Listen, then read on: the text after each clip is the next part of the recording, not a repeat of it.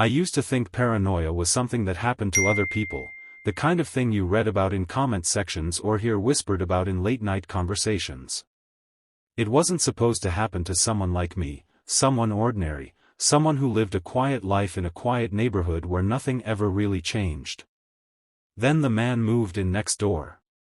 At first, there was nothing unusual about him.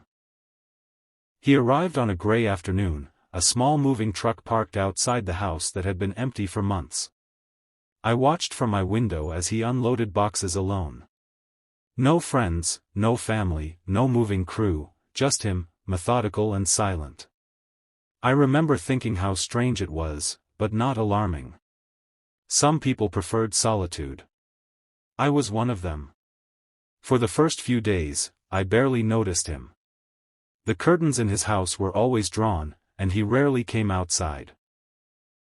The only sign of life was the faint glow of a light in an upstairs window late at night. Then I started feeling it. That sensation, subtle at first, like a faint itch at the back of your mind, that someone was watching. It happened while I was making tea one evening. I turned toward the window over the sink and froze. Across the narrow gap between our houses, through a sliver in his curtains, I thought I saw movement. A shape. A figure standing perfectly still. Watching. I told myself I was imagining things. The light was playing tricks, or maybe it was just a reflection. I forced myself to look away, but the feeling didn't leave. It stayed with me, clinging to my thoughts long after I went to bed. That night, I double-checked my locks. The next day, I tried to act normal. I opened my curtains wide, letting sunlight pour into the room, as if brightness alone could push away the unease. But every time I passed a window, I felt exposed. Observed. Days turned into a pattern of small, unsettling moments. A shadow where there shouldn't be one. A curtain that shifted ever so slightly when I stepped outside. Once, when I was watering my plants, I looked up and saw him clearly for the first time. He was standing at the upstairs window. Still. Unblinking. His face was pale, almost expressionless, but his eyes were fixed directly on me. Not curious, not casual, intense. Like I was something he was studying. I dropped the watering can. By the time I looked back, the curtain had fallen shut. That was when the fear began to take root. I stopped opening my curtains after that. I told myself it was temporary, just until I felt better. But the truth was, I didn't feel safe being seen. At night, I'd hear faint sounds coming from his house. Not loud enough to identify, but enough to keep me awake. Footsteps, maybe. Or something dragging. Once, I could have sworn I heard a soft tapping, rhythmic, deliberate. Tap, tap, tap. It sounded like it was coming from my wall.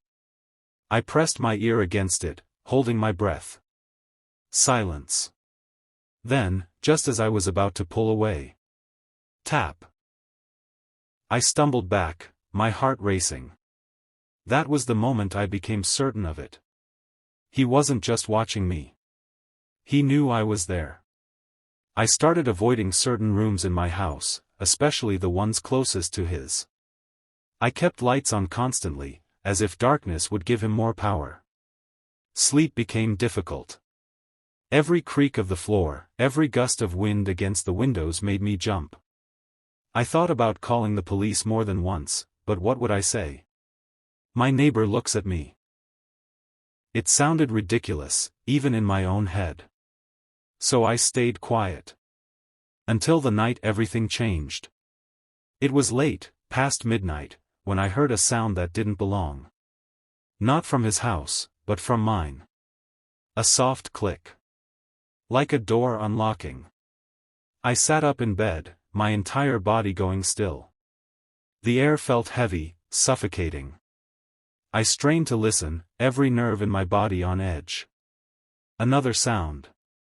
Footsteps. Slow. Careful. Inside my house, panic surged through me, cold and sharp.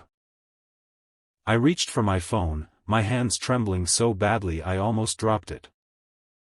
I didn't dare move from the bed. I didn't dare make a sound.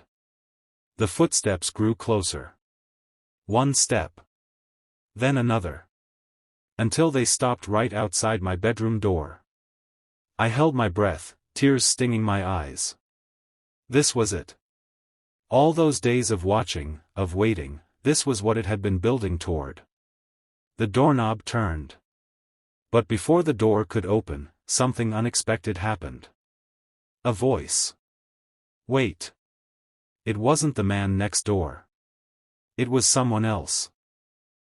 There was a sudden scuffle, a thud, and the sound of something heavy hitting the floor. I gasped, scrambling backward on the bed as muffled voices filled the hallway. Then, a few seconds later, the door slowly creaked open. I braced myself. But instead of the man next door, a different figure stepped inside. He raised his hands immediately, his voice calm but urgent. "It's okay," he said. "You're safe." I stared at him, unable to process what was happening. Who are you?" I whispered. "My name is Daniel," he said gently. "I live next door." My stomach dropped. Next door? No, I shook my head, backing away. "No, I've seen you. You've been watching me." "I know," he interrupted softly. "And I'm sorry.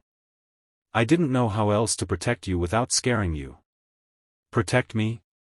My voice broke. He glanced over his shoulder, toward the hallway. "There's someone else," he said. "The man who broke in, he's been targeting houses in this area. I noticed him a few days ago. Watching. Waiting." My mind struggled to keep up. "I thought it was you," I whispered. "I figured you might," he said. "But I couldn't take that risk. I stayed up every night, keeping an eye out.